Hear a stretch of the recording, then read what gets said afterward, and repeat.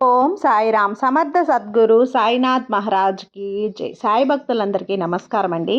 మన బాబా గారి దయ వల్ల మనందరం బాగుండాలి, సంతోషంగా ఉండాలి అని చెప్పి మనస్ఫూర్తిగా కోరుకుంటూ ఈ రోజుటి వీడియో స్టార్ట్ చేస్తున్నాను ఫ్రెండ్స్. ఇక ఈరోజు వీడియోలో మనం చూడబోయేది ఏంటి అంటే, తల్లి ఇది నీ జీవితానికి కొత్త మలుపు. ఇక అన్నీ కూడా అదృష్టాలే. ఒక్కసారి నా నుదుటిన తాకు, నీ యొక్క తలరాతని అదృష్టంగా మార్చుకోమ్మా అని చెప్పి బాబాగారు అయితే మన కోసం ఒక మంచి సందేశాన్ని అయితే తీసుకొచ్చేసారండి. ఆ సందేశం ఏంటి, ఆ సందేశం రూపంలో బాబాగారు మనతో ఏం చెప్పబోతున్నారు అనేది వినే ముందుగా ఒక్కసారి మన ఛానల్లో గనక ఎవరైనా సరే కొత్తగా వీడియోని చూస్తూ ఉన్నట్లయితే ప్లీజ్ సబ్స్క్రైబ్ చేసుకోండి ఫ్రెండ్స్. వీడియో నచ్చితే గనక లైక్ చేయండి, షేర్ చేయండి, కామెంట్ చేయండి. ఇక వీడియోలోకి వెళ్ళబోయే ముందుగా ఒక్కసారి మనకు బాగా తెలిసినటువంటి గురువుగారు, మనకు తెలిసిన గురువుగారండి, షిరిడి సాయిబాబా ఆశీస్సులతో జ్యోతిష్యం చెప్తున్నారు గురూజీ సుబ్రహ్మణ్యం రాజు గారు. నెంబర్ 1 వశీకరణ స్పెషలిస్ట్. వీరి మొబైల్ నెంబర్ 9908224144. ఎలాంటి ప్రాబ్లం ఉన్నా సరే కేవలం ఫోన్ ద్వారా పూజలు చేసి పరిష్కరించేస్తారు. నేరుగా వెళ్లాల్సిన పని లేదు, పర్సనల్గా మీట్ అవ్వాల్సిన అవసరం కూడా లేదు. ఉన్న చోటనే కదలకుండా, మూడో కంటికి తెలియకుండా మీ మొండి సమస్యలను సైతం మీరు పరిష్కరించుకోవచ్చు. ప్రేమ, పెళ్లి, ఉద్యోగం, రాజకీయం, విదేశీ ప్రయాణం, ధనం నిలకడగా లేకపోవటం, భార్యాభర్తల మధ్య గొడవలు, ఆస్తి తగాదాలు, అప్పుల బాధలు, స్త్రీలు పురుషులు ఎటువంటి గుప్త సమస్యలున్నా సరే నెంబర్ 1 వశీకరణ స్పెషలిస్ట్. మీ మీద, మీ ఇంటి మీద చెడు ప్రయోగం జరిగినా, చేసి ఉన్నా కూడా నరదృష్టి, నరగోష్ట, సంతాన సమస్యలు, భార్యాభర్తల మధ్య, లవర్స్ మధ్య అనుమానాలున్నా, అపార్థాలున్నా, థర్డ్ పర్సన్ ఉన్నా సరే, అత్తాకోడళ్ళ మధ్య సఖ్యత లేకపోయినా ప్రతి ఒక్క ప్రాబ్లంకి చక్కటి సొల్యూషన్ ఇస్తున్నారండి. మీ వివరాలన్నీ కూడా సేఫ్ అండ్ సెక్యూర్గా ఉంచుతారు. మీకే కాదు, దేశ విదేశాల్లో ఉన్నవారు ఎలాంటి ప్రాబ్లమ్స్నైనా సరే పరిష్కరించుకుంటున్నారు. ఎంతోమంది విదేశాల్లో ఉన్నటువంటి వారు, దిక్కుతోచని పరిస్థితుల్లో అయోమయ స్థితిలో ఉన్నవారు ఇప్పుడు గురువుగారికి కాల్ చేసి వాళ్ళ ప్రాబ్లమ్స్ని సాల్వ్ చేసుకొని ఈరోజు హ్యాపీగా లైఫ్ లీడ్ చేస్తూ చాలా సంతోషంగా ఉన్నారు. కాబట్టే స్క్రీన్ మీద ఉన్నటువంటి నెంబర్కి ఒకసారి కాల్ చేయండి. మీ ప్రాబ్లంని గురువుగారితో పంచుకోండి. ఖచ్చితంగా గురువుగారు మీ ప్రాబ్లంకి సొల్యూషన్ చూపిస్తారు. తల్లి, ఇది నీ జీవితానికి కొత్త మలుపు. ఈ కొత్త సంవత్సరంలో నీ జీవితంలో కొత్త మలుపులు రావాలి అని చెప్పి, అవి కూడా అదృష్టాన్ని తెచ్చిపెట్టే మలుపులుగా రావాలి అని చెప్పి ప్రతి ఒక్కరూ కూడా కోరుకుంటారు. అలాగే నీ జీవితంలో కూడా కష్టాలు పోయి సంతోషాలు అడుగుపెట్టే సమయం ఆసన్నమైంది. ఒక్కసారి మనస్ఫూర్తిగా నా నుదుటిన తాకి నీ తలరాతను అదృష్టంగా మార్చుకునే ప్రయత్నం చెయ్యి. అంతేకాకుండా ఇదంతా కూడా నీ చేతుల్లోనే ఉంది అని చెప్పి నువ్వు గుర్తుంచుకోవాలి. ఇక నీవు ఈ సందేశంలో ఉండేటువంటి అర్థాన్ని, పరమార్థాన్ని గ్రహించడానికి ఈ చిన్న కథనైతే నేను వినిపించాలి అనుకుంటున్నాను. మధ్య మధ్యలో నువ్వు ఎక్కడ కూడా దీన్ని వదిలిపెట్టకుండా పూర్తిగా తెలుసుకోవాలి. ఎందుకంటే బాబాగారు చెప్పింది ఏది కూడా మన భవిష్యత్తులో ఎక్కడో ఒక చోట ఉపయోగపడుతుంది. ఒక సంఘటన దగ్గర మనకి ఇలా చేస్తే అదృష్టంగా మారుతుంది అనే ఒక సూచన అయితే మనకు ఇస్తుందన్నమాట. అయితే కథలోకి అయితే వెళ్ళిపోదాం. ఒక చిన్న కుటుంబం ఒక ఊరిలో అయితే ఉంది. అతను గవర్నమెంటు, అంటే తన భార్య, భర్త, ఒక అమ్మాయి. ఆయనకు ఒక గవర్నమెంట్ జాబ్ అంటే అప్పట్లో చాలా శాలరీస్ అయితే ఉంటాయి కదండి. ఇప్పటికీ కూడా మనం చూసుకుంటున్నట్లయితే ప్రైవేట్ వాళ్ళతో పోల్చుకుంటే గవర్నమెంట్ వాళ్ళకి కొంచెం తక్కువ శాలరీ అయితే ఉంటుంది. అలాగే ఆయన ఒక 10,000, 12,000, ఒక 15,000 వస్తాయన్నమాట నెలకు. ఆయనకు ఒక గవర్నమెంట్ టీచర్. అయితే నచ్చిన ఆ జీవితంలో, అంటే వచ్చినటువంటి ఆ జీతంతోనే తన పాపను అల్లారు ముద్దుగా పెంచుకొని, ఒక టీచర్ కూతురు అంటే చెప్పాలంటే అవసరం లేదండి, క్రమశిక్షణ మారుపేరుగా ఉంటుంది. ఆ తల్లిదండ్రులు ఎలా చూసుకోవాలి, చదువు యొక్క విలువ ఏంటి, చదువు యొక్క బ్రతుకుని ఎంతలా బాగు చేస్తుంది, ఇవన్నీ కూడా ఆ అమ్మాయికి చిన్నప్పటి నుంచి కూడా నూరు పోసి పెంచారు. తల్లిదండ్రులైతే వాళ్ళ యొక్క కలలకు తగినటువంటి విధంగానే వాళ్ళ ఆశలను నెరవేర్చుకుంటూ ఆ పాపను మంచిగా చదివించుకుంటూ ప్రతి క్లాసులో కూడా ఫస్ట్ ర్యాంక్ వచ్చేదన్నమాట. అలాగే తన 10th క్లాస్ కంప్లీట్ అయింది. కొంచెం భారమైనా కూడా కాస్తంత అప్పు చేసి ఇంటర్మీడియట్ కూడా మంచి కాలేజీలో చేర్చారు. తర్వాత బీటెక్ అయిపోయింది. ఒక మంచి ప్లేస్‌మెంట్‌లో తనకి తనకి ఆ యొక్క ప్లేస్‌మెంట్స్‌లో కాలేజీలనేటివి జరుగుతూ ఉంటాయి కదా! బీటెక్‌లో తనకి ఆ ప్లేస్‌మెంట్స్‌లో మంచి జాబ్ అయితే కొట్టేస్తుంది. ఇక తనకు స్టార్టింగ్‌లోనే తన అదృష్టం ఈ విధంగా కలిసొచ్చింది అని చెప్పి ఎవ్వరు కూడా ఊహించని విధంగా ఒక పెద్ద కంపెనీలో తనకి జాబొచ్చింది. నెలకు రూ. 1,00,000 అంటే సంవత్సరానికి 12,00,000 ప్యాకేజీ. అయితే అమ్మాయి అయితే తీసుకునిందండి. అయితే అసలు వాళ్ళ కుటుంబంలో సాధారణమైనటువంటి విషయం కాదది. ఒక పెద్ద విషయం. చాలా గొప్ప విషయం. ఇక అమ్మాయికి బీటెక్ అయితే కంప్లీట్ చేసుకొని జాబ్‌కైతే వెళ్ళిపోయింది. ఇక ఆ అమ్మాయి ఎక్కడైతే జాబ్ అయితే వెళ్ళిందో అక్కడ అమ్మా, నాన్న కూడా తన మీద పెట్టుకున్న కలలన్నీ కూడా నిజమయ్యాయి అని చెప్పి సంబరపడిపోతూ ఉన్నారు. ఇక వాళ్ళ నాన్న అయితే ఇప్పుడు అమ్మకేమో కొడుకు మీద ప్రేమ ఉంటుంది. నాన్నకేమో కూతురు మీద ప్రేమ ఉంటుంది అని చెప్తూ ఉంటారు కదా! అలా నాన్నకి కూతురంటే ప్రాణం అసల.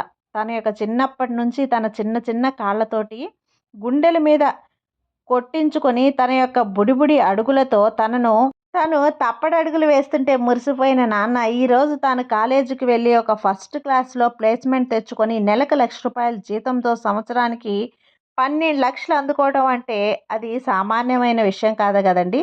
వాళ్ళ నాన్నకి చాలా గొప్ప విషయం. అయితే తన జాబ్‌లో జాయిన్ అయిపోయి నెల రోజులు కూడా గడిచిపోయింది. నెల రోజుల తర్వాత తను సాలరీ తీసుకునే రోజైతే వస్తుంది. అలాగే ఇంట్లో ఆ రోజు పండగ వాతావరణం. ఎందుకంటే వాళ్ళకి కూడా ఎవ్వరు లేరు. ఈ ఒక్క కూతురే. తనకు తల్లి 2 కళ్ళు కానీ, తల్లి ఆ 2 కళ్ళు, 4 కళ్ళు కూడా తన కూతురే.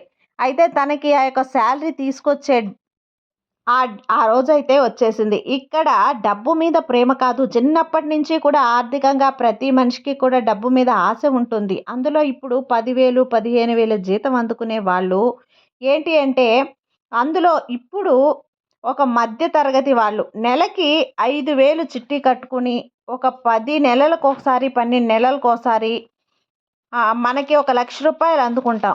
సంవత్సరానికి రూ. 1,00,000 అందుతాయి. ఆ అమ్మాయి నెలకు రూ. 1,00,000 సంపాదించడం అంటే వాళ్ళకి, వాళ్ళ అమ్మకి, నాన్నకి చాలా గొప్పగా ఉంటుంది కదా! వాళ్ళ నాన్నకైతే మరీ పండగలాగా ఉంది. ఇక ఆ రోజు సాలరీ వస్తుంది. నెల రోజులు పూర్తయి అమ్మాయికి సాలరీ పడుతుంది అని చెప్పి తెలిసిన రోజు ఆ అమ్మాయి పొద్దున్నే లేచి హడావిడిగా ఆఫీస్‌కైతే వెళ్ళిపోతుంది. ఆ టైంకి 5:30, 6 అవుతుంది. 3 నుంచి వాళ్ళు లేచి హడావిడిగా ఆఫీస్‌కి అయితే వెళ్ళిపోతుంది.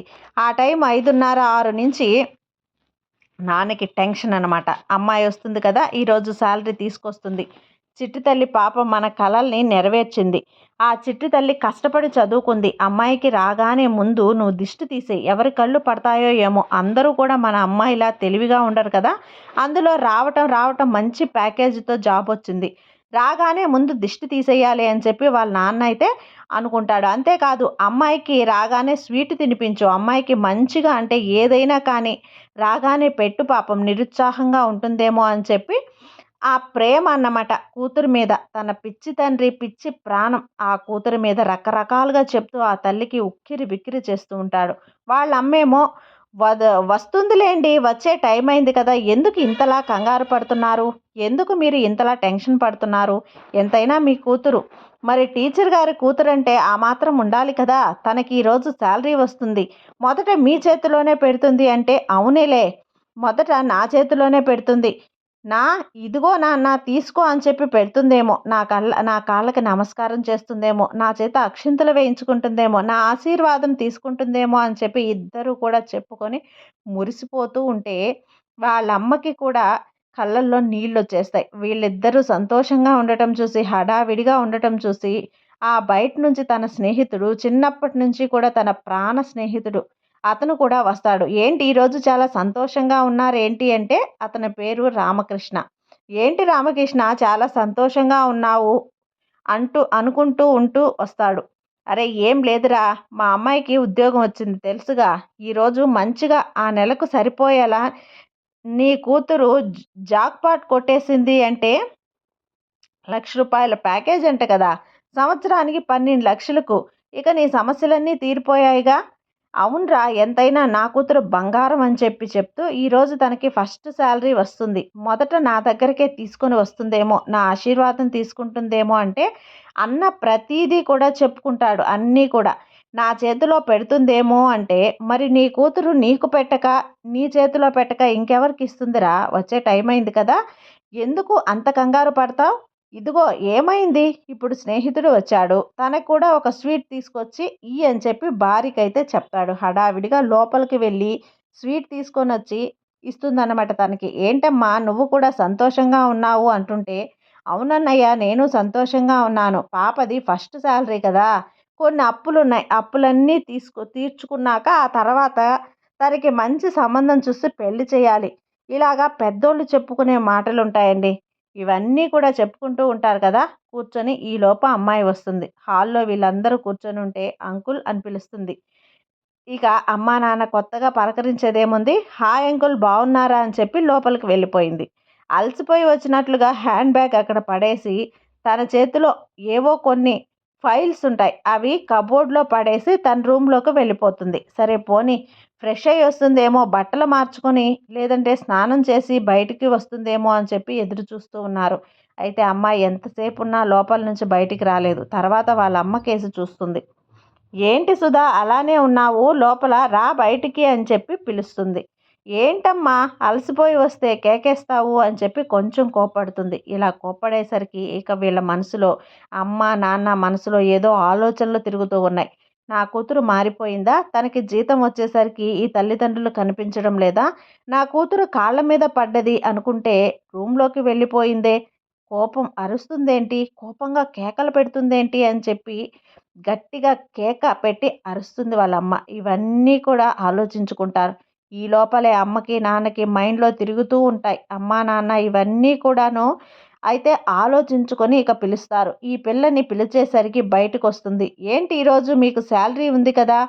అని చెప్పి వచ్చినటువంటి స్నేహితుడు ఎవరైతే ఉంటాడో, అవును అంకుల్ శాలరీ ఏంటి అంటే, అయితే అదేంటమ్మా మరి నాన్న కష్టపడి చదివించాడు కదా! తన పాదాలకు నమస్కరించుకో, ఆశీర్వాదం తీసుకో అంటే, నాకు అట్లాంటి సెంటిమెంట్స్ ఏమీ లేవు అంకుల్ అని చెప్పి సోఫాలోకెళ్ళి టీవీ పెట్టుకొని కూర్చుంటుంది. ఇక వీళ్ళకేంటో ఈ అమ్మాయి తేడాగా మాట్లాడుతుందని చెప్పి ఈ అమ్మాయికి ఎందుకు కొంచెం ఎదిగింది. వీళ్ళ యొక్క కుటుంబ సమస్యంలో ఏదో ఇప్పుడు పెద్ద గొడవే జరగబోతుంది వీళ్ళ ముగ్గురికి.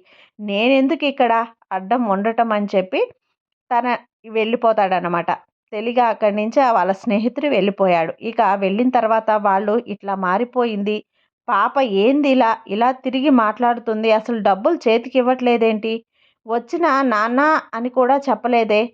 సరే పోనీ కాళ్ళకి నమస్కారం పెట్టుకొని ఇవన్నీ చేయకపోయినా పర్వాలేదు. నాన్న శాలరీ వచ్చింది అని చెప్పి ఒక్క మాట అంటే ఏమవుతుంది? అది కూడా వీళ్ళ ఇంటికొచ్చిన తర్వాత ఒక్కసారి కూడా నాన్న అని కూడా పిలవలేదు. పోనీ పిలవకపోయింది. నమస్కారం పెట్టుకొని ఇవన్నీ కూడా చేయలేదు. చేతికిచ్చింది ఏమో అనుకున్నాడు. చేతికిస్తుందేమో అనుకున్నాడు. అలా కూడా చేయలేదు. ఇలా అని చెప్పి అనేసరికి ఇక వీళ్ళమ్మకి ఇవన్నీ వాళ్ళ నాన్న గురించి, వాళ్ళ నాన్న మెంటాలిటీ, ఆ పాప ప్రాణం ఇవన్నీ తెలుసు కదా! తనకి అలా అమ్మాయి దగ్గరికి వెళ్ళి అడిగిద్ది. ఏంటి సుధా ఈరోజు నీకు శాలరీ వచ్చింది కదా! మరి నాన్నకి ఇవ్వలేదేంటి డబ్బులు తీసుకొచ్చి అని అంటే, అమ్మ దేవుడి దగ్గర పెట్టానమ్మా డబ్బులు. నువ్వు చూడలేదా అని చెప్పి అంటుంది. దేవుడి దగ్గర పెట్టడం ఏంటి? నాన్నకి తీసుకొచ్చి ఇవ్వచ్చు కదా! అంటే అమ్మ చిన్నప్పటి నుంచి కూడా నేను ఐస్ క్రీమ్ కావాలి నాన్న, లేదంటే నా స్కూల్లో ఫీజు కట్టాలి నాన్న, ఎగ్జామ్ ఫీజు కట్టాలి నాన్న, లేదంటే ఫ్రెండ్స్‌తో పాటు సరదాగా బయటకు వెళ్ళాలి నాన్న, ఏదైనా సినిమాకి వెళ్ళాలి నాన్న, చేతిలో నుంచి అందుకునేందుకు పొద్దున్నే ఆఫీస్‌కి వెళ్తుంటే నాన్న చేయిలో నుంచి నాకు డబ్బులు తీసిచ్చాడమ్మా. నాన్నది ఎప్పుడూ పై చేయిగా ఉండాలి. నేనెప్పుడూ తీసుకునే విధంగా నాది కింద స్థాయిగా ఉండాలి. నాన్నకి నేనిచ్చాను అంటే గనక అప్పుడు నా చెయ్యి పైన ఉంటుంది. నాన్న చెయ్యి కింద ఉంటుంది. నేనిస్తున్నాను కదా! అప్పుడు నాన్న చెయ్యి కింద ఉంటుంది. నా చెయ్యేమో పైన ఉంటుంది. అది నాకిష్టం లేదమ్మా. నేను దేవుడి దగ్గర పెట్టాను. అది నాన్నని తీసుకోమను. నాన్నని తీసుకుంటే నాకు అవసరమైనప్పుడే నాన్నని అడుగుతా. అప్పుడు నాన్న నాకివ్వాలి. అంతేకానీ నేను నాన్నకివ్వకూడదు. అందుకని దేవుడికి దగ్గర పెట్టాను. అందుకే కానీ ఇక ఇందులో నాకెటువంటి ఆశ లేదమ్మా.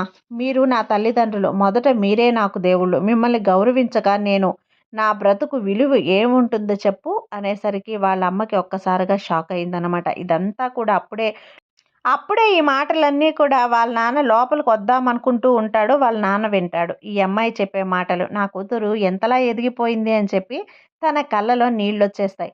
ఇక్కడ పాయింట్ డబ్బులు కాదండి. డబ్బు మీద ఆశ కాదు. ఇక్కడ ప్రతి ఒక్కరూ కూడా ఇప్పటి రోజుల్లో తెలుసుకోవాల్సిన విషయం ఏంటి అంటే, ఇంటర్ వచ్చింది అంటే తన పిల్లలకి తల్లిదండ్రులు కనిపించట్లే. ఇక జాబ్ వచ్చింది అంటే రెక్కలొచ్చినట్టు ఎగిరిపోతున్నారు. పిల్లల్ని తల్లిదండ్రులు లెక్క చేయకుండా మాట్లాడుతూ "ఛీ పో" అని చెప్పి అంటున్నారు. చిన్నప్పటి నుంచి ఆ పిల్లలకి ఏ కష్టం రాకుండా ఎక్కడ కాల్లో ముల్లు గుచ్చుకుంటుందా అని చెప్పి వాళ్ళకి కష్టపడి ఇంత నొప్పి కలిగించకుండా పనులు చేసి పెడుతున్నారు తల్లిదండ్రులు. అటువంటి ఈ రోజుల్లో రెక్కలు రావటానికి కారణమైన తల్లిదండ్రులను కూడా వదిలేస్తే ఇప్పుడు సమాజం ఇలాగే తయారైంది కదా! కాబట్టి ఈ పిల్లని చూసి "నువ్వు నలుగురికి ఆదర్శంగా ఉంటావమ్మా" అని చెప్పి వాళ్ళ నాన్న గట్టిగా హత్తుకుంటాడు అన్నమాట. హత్తుకొని కళ్ళల్లో నీళ్లు పెట్టుకుంటాడు. అయితే ఇక్కడితో కథయితే ముగుస్తుంది. ఈ కథ ద్వారా బాబాగారు చెప్పాలి అనుకుంటున్నది ఏంటి అంటే, తల్లి నా బిడ్డ కష్టపడుతుంది. నా బిడ్డకు ఏ సమస్య రాకూడదు అని చెప్పి అల్లారు ముద్దుగా తల్లిదండ్రులు బిడ్డల్ని పెంచుకుంటున్నారు. కానీ తన తల్లిదండ్రులు ఎంత కష్టపడి ఒక రూపాయి వస్తుంది అని చెప్పి వాళ్ళకి కళ్ళకు కట్టినట్లుగా కనిపించే విధంగా వారికి కష్టం అంటే ఏంటో తెలియాలి. చదువు యొక్క విలువ తెలియాలి. చదువుల మీద తల్లిదండ్రుల మీద గౌరవం తెలియాలి. నీ జీవితంలో నువ్వు ఇన్ని రోజులు కూడా కష్టాలు పడ్డావు. బాధల్ని అనుభవించావు. తన బిడ్డలతో జీవితం కొత్త మలుపు తిరగాలి అంటే వాళ్ళు క్రమశిక్షణతో పెరగాలి. అవును కదా! కాబట్టి నీ జీవితంలో అన్నీ కూడా పిల్లల్ని క్రమశిక్షణతో ఎలా పెట్టాలి, చదువు యొక్క విలువను ఎలా నేర్పించాలి, పిల్లలకి కష్టం వస్తే ఎలా ఉండాలి, తల్లిదండ్రుల గొప్పతనం ఏంటి, ఇవన్నీ కూడా వారికి అర్థమయ్యే విధంగా చెప్పాలి. ఆ తర్వాతే మనం వాడుకోవాలి అని వారికి తెలియాలి. తన తల్లి 10 నెలలు కడుపులో మోసి తన యొక్క రక్తాన్ని చిందించి తన బిడ్డకు జన్మనిస్తుంది. అది తనకు పునర్జన్మ లాంటిది. అంతకు మించి డబ్బు శాశ్వతం కాదు అని చెప్పి తన బిడ్డలకు తెలిసే విధంగా పెంచాలి. అలా పెంచితేనే నీ జీవితంలో అదృష్టం అనేది అడుగుపెడుతుంది. అలా జరగకుంటే ఎన్నో సమస్యలు ఎదురవుతాయి. తల్లి నీ పిల్లలకి రెక్కలొచ్చిన తర్వాత వారి ఇష్టాలకు మాత్రమే గౌర్యాన్ని ఇచ్చుకొని నిన్ను అలుసుగా చూసే అవకాశం ఉంటుంది. డబ్బు మీద వ్యామోహంతో తల్లిదండ్రుల మీద వ్యామోహం తగ్గిపోతుంది. గౌరవం తగ్గిపోతుంది. ప్రేమ తగ్గిపోతుంది. కాబట్టి పిల్లల్ని సరైన పద్ధతిలో పెంచాలి అంటే కేవలం తల్లిదండ్రులతో పాటు ఉపాధ్యాయులకు కూడా ఒక పాత్ర ఉంటుంది. కాబట్టి మంచి, చెడు ప్రతి ఒక్కరూ కూడా వివరించి చెప్పాలి. పెద్దల్ని గౌరవం ఇవ్వాలి అని చెప్పి నేర్పించాలి. చెడు అలవాట్లకు దూరంగా ఉంచాలి అని చెప్పి చెప్పాలి. మంచి వాళ్ళతో స్నేహంగా ఉండాలి అని చెప్పి చెప్పాలి. కష్టంలో ఉన్నవారికి ఆదుకోమని కూడా చెప్పాలి. సంతోషంగా ఉన్నవారికి ఉన్నప్పుడు పొంగిపోకూడదు. కష్టం వచ్చినప్పుడు కుంగిపోకూడదు. మనిషికి ఎప్పుడు కూడా ధైర్యమే అండగా ఉంటుంది అని చెప్పి నేర్పించాలి. ఇలా ఉన్నప్పుడు మాత్రమే మీ జీవితంలో ఎన్నో సంతోషాలు దక్కుతూ ఉంటాయి అని చెప్పి పిల్లలందరికీ చాలా పద్ధతిగా అర్థమయ్యే రీతిలో వారి యొక్క మనసుల్లో నాటుకునే విధంగా నేర్పించాలి. కాబట్టి ఇప్పటికైనా సరే ఏదైనా సరే చాలా పద్ధతిగా అర్థమయ్యే రీతిలో నేర్పిస్తే అప్పుడే నీ రాతలో ఇప్పటివరకు నడుస్తున్న కష్టాలన్నీ దూరమై నీ తలరాతలోకి పిల్లల రూపంలో అదృష్టం అనేది అడుగుపెడుతుంది. అంతేకాకుండా తప్పుడు స్నేహాలకు అలవాటు పడ్డారో వారి జీవితం అనేది సంకనాకిపోతుంది. ఇక వారికి పట్టుకోవటానికి ఎవ్వరి తనం కాదు అని పూర్తిగా భస్మమైపోయేంత వరకు కూడా వారు ఆ యొక్క చెడు నుండి బయటకు రాలేరు. కాబట్టి నీ బిడ్డలకు నువ్వే కాపాడుకో. అర్థమైంది కదా! కాబట్టి ఈ విధంగా నీ బాబా చెప్పిన మాటలన్నీ కూడా నీ పిల్లలకి బోధించి ఈ కొత్త సంవత్సరం రాబోయే సంవత్సరంలో వాళ్ళ జీవితం సంతోషంగా ఆనందంగా ఉండేలా నువ్వే చెయ్యాలి. అది నీ చేతిలోనే ఉందమ్మా. బాబా మీద నమ్మకంతో ప్రయత్నించి చూడు. నీకంతా మంచే జరుగుతుంది. నీ సాయి తండ్రి నీకు తోడుండగా నీకు భయమెందుకు చెప్పు. సర్వేజన సుఖినో భవంతు. జై సాయిరాం.